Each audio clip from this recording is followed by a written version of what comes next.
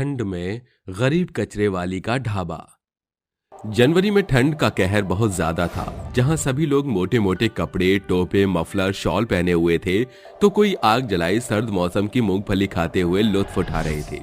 इसी बीच सुहासिनी नाम की एक गरीब औरत थी, जिसके 3 छोटे बच्चे थे, श्रेया, जुगनू, झुमकी। तीनों की आयु 18 से 12 साल के बीच थी। वो नाले के पास के पाइप में अपने बच्चों के साथ रहती थी। ठंड से बचने के लिए उस पर कोई और जगह नहीं थी। ऐसे में एक सुबह, माँ, बहुत ठंड लग रही है, इस पाइप से बाहर जाने का मन बिल्कुल नहीं है। बेटा, बाहर नहीं जाओगे तो काम कैसे करोगे? काम नहीं करोगे तो खाओगे क्या आज रात को? हाँ श्रेया, माँ बिल्कुल ठीक कह रही है। चलो बाहर चलो, ठंड है तो ठंड लगेगी ही।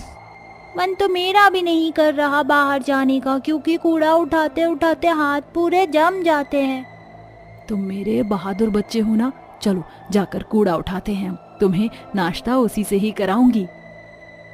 माँ, उसकी जरूरत नहीं है। कल एक रेडी से मिट्टी का पैकेट गिर गया था, उन्होंने सुना नहीं तो मैं यहाँ ले आई। इसे हम सब खा सकते हैं नाश्ते में। हाँ बिल्कुल। ठीक है बच्चों, जल्दी से खा लो, फिर चलते हैं।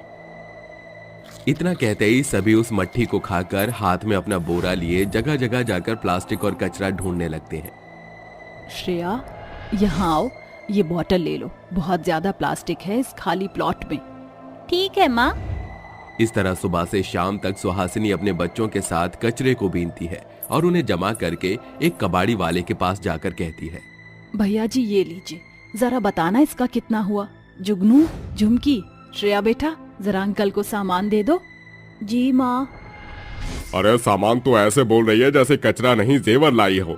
ले, 400 ग्राम ही कचरा उठाया है तुम चारों ने मिलकर सुबह से शाम तक। पकड़ अपने 50 रुपए। भैया ये तो बहुत कम पैसे हैं, इसमें तो मेरे बच्चे खाना भी नहीं खा पाएंगे। अरे हीरे बेचने आई है क्या, जो 400 ग्राम कचरे के बदले में तुझे करोड़ों रुपए दे दूं? चले गए यहाँ से। अंकल, आप ऐसे क्यों बोल रहे हैं? माँ चलो यहाँ से। आंखों में आंसू लिए सुहासिनी अपने बच्चों के साथ जरा से पैसे लेकर आ जाती है और उनसे थोड़ा थोड़ा दाल चावल खरीद लेती है और उसमें से 10 रुपए बचा लेती है। तभी वो थोड़ा सा चूल्हे पर खाना बनाकर खा लेते हैं।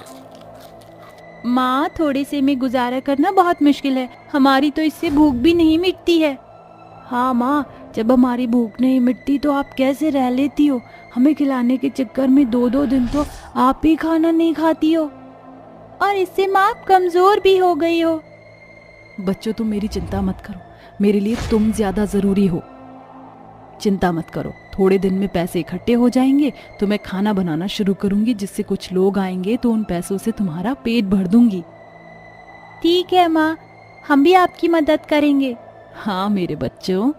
ये कहते ही बच्चे खाना खाकर उस पाइप में ही सो जाते हैं, जहां एक साथ 3 पाइप रखे थे। ऐसे ही सुहासिनी रोज अपने बच्चों के साथ सुबह से शाम तक कचरा बीनती है और उन्हें बेचकर वो कुछ पैसों से बच्चों को खाना खिलाती है और कुछ जोड़ लेती है। 2 दिन बाद जमा किए हुए पैसों से वो 2 किलो दाल आटा का खाना बनाकर साथ में प्याज का सलाद रखकर खाना बेचने लगती है। आइए आइए, गर्मा गर्म खाना खाइए। उड़द की दाल, अरहर की दाल, पौष्टिक तत्व से बनी दाल खाइए, नरम नरम रोटियां। चलिए, सिर्फ 10 रुपए की प्लेट। आइए आइए, 10 रुपए की थाली खाइए। अंकल, खाना खा लीजिए। आए हाय, नाले के पास खाना बनाती हो, इतनी बदबू आ रही है यहाँ से। मैं खाना खाऊंगा? छी छी छी छी, कितना गंदा खाना होगा, इसे खाकर मुझे बीमार नहीं होना। आंटी आंटी, खाना खा लो ना, मेरी मम्मी बहुत अच्छा खाना बनाती है, सिर्फ 10 रुपए का है, खा लीजिए। चीची, इतनी बदबू में बैठकर मैं खाना खाऊंगी? और अपनी शक्ल देखी है? और हाय, नहाए भी नहीं लगते बिल्कुल भी। पता नहीं कैसे कीड़े मकोड़े वाला तो खाना होगा। हट, मुझे नहीं खाना। नाले के पास होने से और गरीब कचरे वाली होने की वजह से कोई भी आता जाता अच्छा व्यक्ति उसका खाना नहीं खाता। तभी एक रेडी पर फल बेचने वाला गरीब आदमी कहता है, अरे बहन, जरा मुझे एक थाली देना, बहुत भूख लग रही है। मेरे पास पैसे नहीं है, फल बिल्कुल भी बिके नहीं है। हाँ जी भाई साहब, आइए, ये लीजिए। दोनों दाल है, पर रोटी पर मक्खन नहीं लगाया है। कोई बात नहीं, फिक्र मत कीजिए, मैं ऐसे ही खा लूंगा। मेरा हाल भी आपके जैसा है, बस फर्क इतना है मेरा अपना घर है। तभी सुहासिनी की पहली बिक्री रामू के हाथों हो जाती है और रामू उसका खाना खाकर बहुत तारीफ करता है और पैसे देकर चला जाता है। तभी उसी के जैसे 2-3 गरीब लोग, कचरा उठाने वाले लोग उस पर खाना खाकर जाते हैं। वहीं कुछ अमीर लोग जाते जाते भी उन्हें नाक मुंह सिकोड़ कर जाया करते थे। इससे उसका का खर्चा निकलता है। समय गुजरता है। सुहासिनी अपने बच्चों के साथ कचरा बीनने के बाद खाना बनाकर अपने तबके के लोगों को खाना खिलाया करती थी। ऐसे ही सुबह के समय ठंड में ठिठुरते हुए खाना बनाकर सुहासिनी कहती है, हे भगवान, कितनी ठंड पड़ रही है, हाथ जम रहे हैं और आप किसी ग्राहक को भेज नहीं रहे हो। हे भगवान, थोड़ा सा तो सहारा दे दो जिससे मैं अपने बच्चों को पाल सकूं, उनका पेट भर सकूं। रोटी ठंडी हो रही है। माँ, मैं भगवान से प्रार्थना करता हूँ कि हमारे ये दिन जल्दी ही ठीक कर दे। आपको भी कितनी ठंड लगती है ना। मेरी बात छोड़ो बेटा, मुझे तो तुम्हारी फिक्र है। तुम्हारे पास स्वेटर भी नहीं है, एक ही पहन के रखते हो। बस मेरा खाना बनाने का काम चल जाए जिससे मैं तुम्हें सब ला कर दूं। तभी एक मंजीत नाम के सेठ की गाड़ी वहां अटक जाती है। वो गाड़ी से उतरता है तो उसे नाले की बहुत बदबू आती है। फिर उसकी नजर सुहासिनी पर पड़ती है जहां वो गरम गरम खाना बना रही थी। ठंड में ठिठुरते हुए मंजीत कहता है, अरे इसका खाना देखकर खाने का मन कर रहा है, पर खाऊं या नहीं क्योंकि गंदगी है आसपास। साहब, आप डरिए मत, मेरी माँ बहुत अच्छा खाना बनाती है। सब्जी और हमारे जैसे लोग यहाँ पर खाना खाकर जाते हैं रोज। अच्छा बेटा, लाओ मुझे एक थाली दो। कितने की है? सिर्फ 10 रुपए की।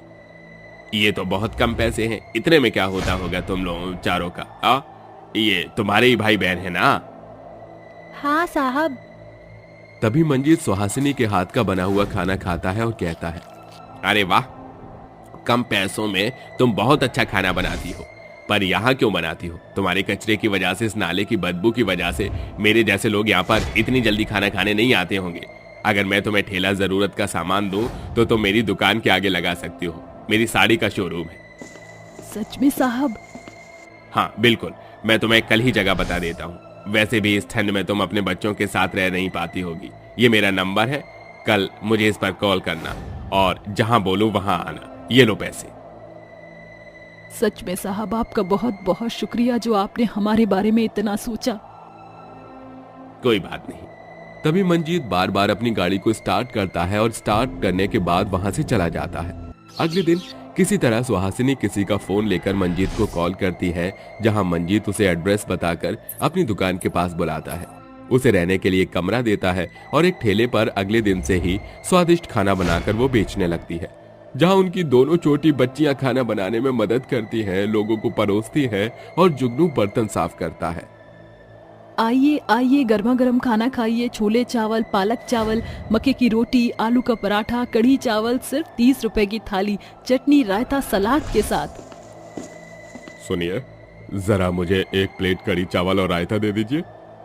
और मुझे आलू का पराठा, रायता, चटनी दे दीजिए। जी जी, अभी करती हूँ। श्रेया, झुमकी बेटा जल्दी से थाली लगा दो। ये आलू का पराठा रखो। जी माँ। इस तरह धीरे धीरे श्रेया के ढाबे पर हर कोई आकर उसके खाने को खाता है और उसकी तारीफ करते हुए कहता है, अरे आपने तो बहुत अच्छा खाना बनाया है, जरा एक प्लेट और दीजिए।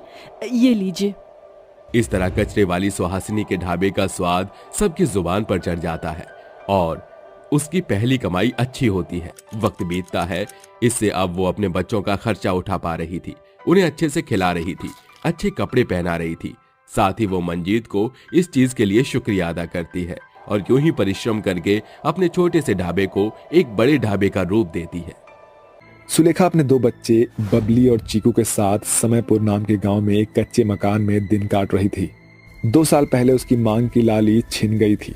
ऐसे में सुलेखा ने जैसे जीने की आस ही खो दी हो, मगर एक माँ की जिम्मेदारियों ने उसे आंख मूंदने की इजाजत नहीं दी थी। सुबह का सूरज उगते ही वो झट से जाग जाती है। माँ, आप मेरे और बबली दीदी के लिए स्वेटर कब लाओगी? इस पतले बुशर्ट में स्कूल में बहुत ठंड लगती है।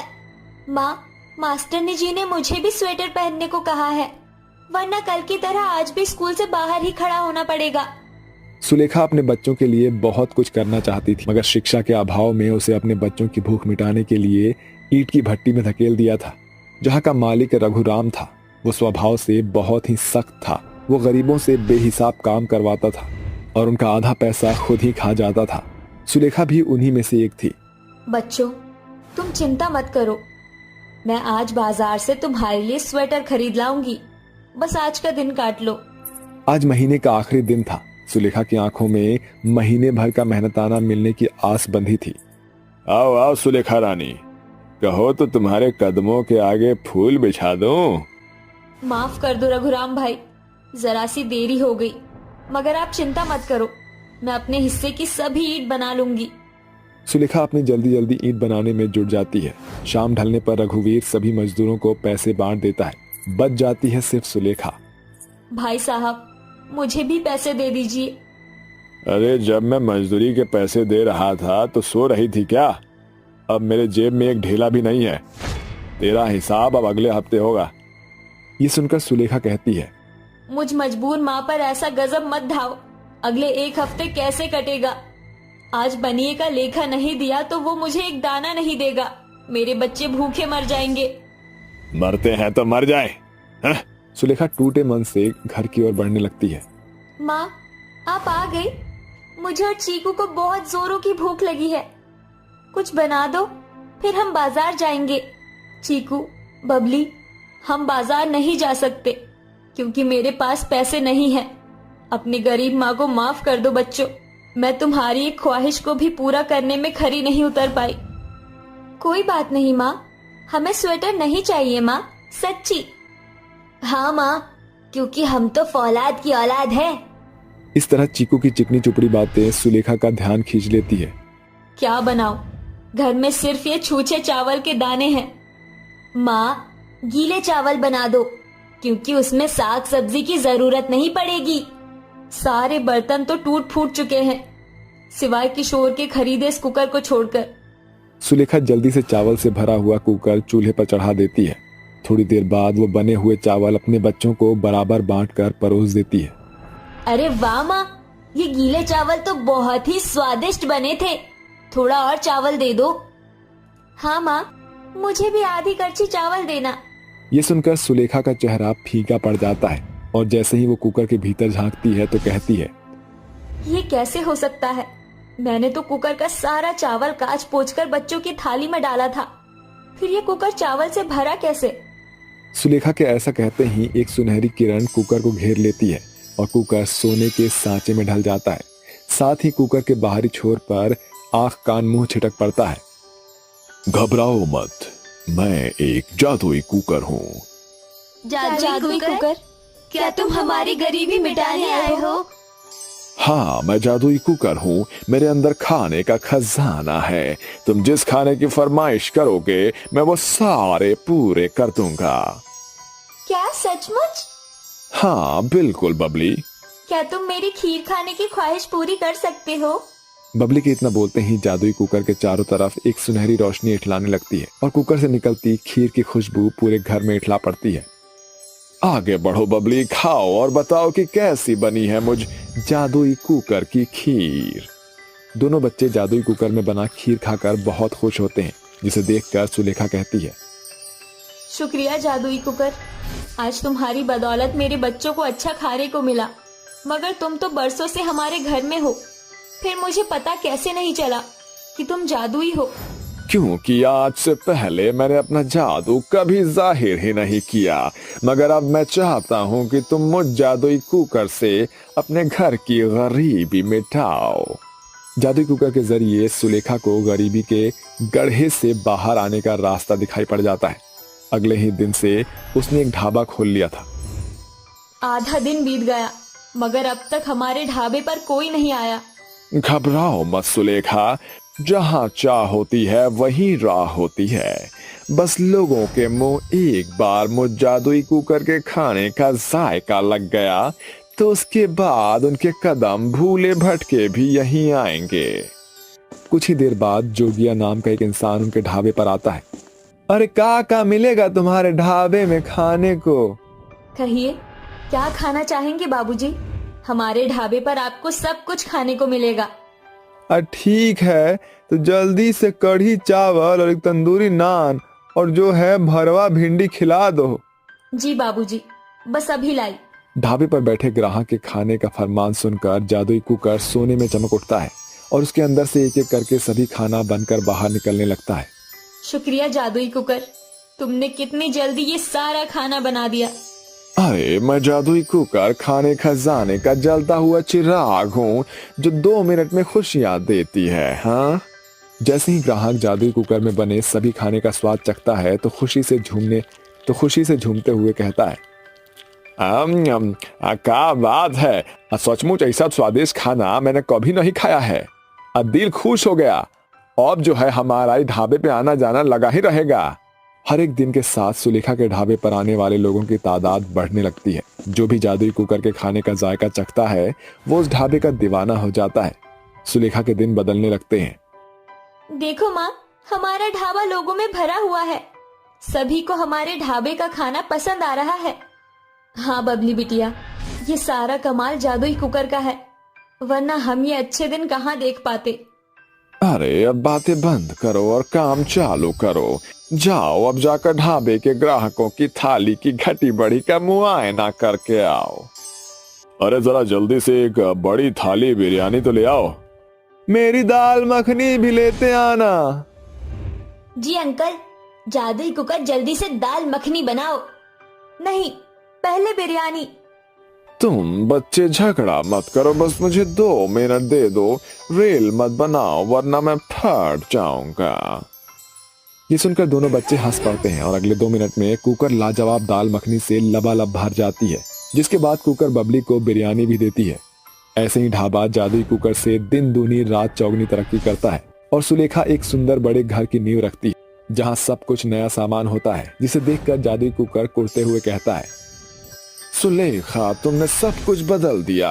अब तो तुम गरीब से अमीर हो चुकी हो। इस नए घर में सब कुछ नया नया है, चाहे बिछौना हो या खाना। अब कहीं तुम मुझे भी तो नहीं बदलने वाली? हाँ नहीं जादुई कुकर, तुमने जो मुझ गरीब की तकदीर बदल दी, मैं तुम्हें कभी नहीं बदलूंगी। तुम अंत तक हमारे बीच बने रहोगे। ये सुनकर जादुई कुकर खुशी से झूम उठता है और देखते ही देखते कुकर गाजर के हलवे से लबालब भर जाता है, जिसकी खुशबू पूरे घर में घुल मिल जाती है। और कुकर कहता है, हाँ चलो इसी बात पर कुछ मीठा हो जाए। और अंत में सुलेखा और उसके बच्चे जादुई कुकर में पके स्वादिष्ट गाजर का हलवा खाकर अपनी कामयाबी की खुशियां मनाते हैं। इसी के साथ जादुई कुकर की ये कहानी यहीं समाप्त होती है।